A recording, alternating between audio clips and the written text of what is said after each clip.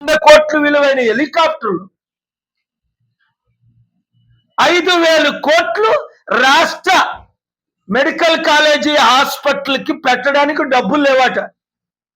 చంద్రబాబు నాయుడు గారు నా ఆస్తి 1,00,000 కోట్లు అన్నారే, ఒక 5,000 కోట్లు ఇవ్వచ్చు కదా. 1,00,000 రూపాయలు లేనప్పుడు నన్ను మీరు కలిశారు. జగన్మోహన్ రెడ్డి గారి ఆస్తి కూడా 1,00,000 కోట్లు 5,00,000 కోట్లు ఉంది కదా. ఆయనైనా ధ్యానం చేయొచ్చు కదా 5,000 కోట్లు సొంత డబ్బు. మీకు చేత కాకపోతే 5,00,000 కోట్లు దానం చేశాను, నాకు అఫీషియల్ పర్మిషన్లు FCRA లేవు, మీరు సంతకం పెడితే డబ్బులు వస్తాయి కనుక పెట్టండి సంతకం.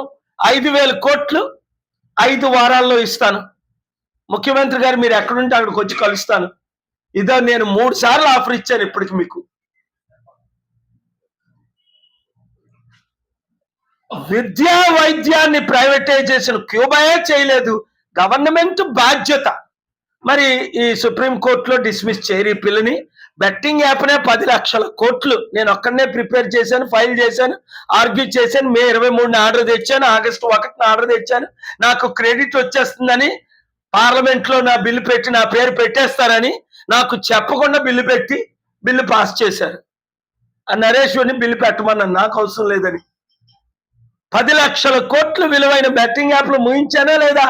ఒంటరిగా పోరాడి. ఇంకెవడైనా ఫైల్ చేశాడా? పోరాడా? ఆర్డర్ తెచ్చాడా? ఇలాంటి ఆర్డర్లు 28 ఆర్డర్లు తీసుకొచ్చా. స్టీల్ ప్లాంట్ అమ్మకుండా ఆర్డర్ తేలదా? ప్రత్యేక హోదా గురించి ఆర్డర్ తేలదా? ఇదే రాష్ట్రంలో, ఇదే హైకోర్టులో హైడ్రా మీద ఆర్డర్ తేలదా? తెలంగాణలో ఎమ్మెల్యేల గురించి ఫస్ట్ పిల్లేసి ఆర్డర్ తీసుకు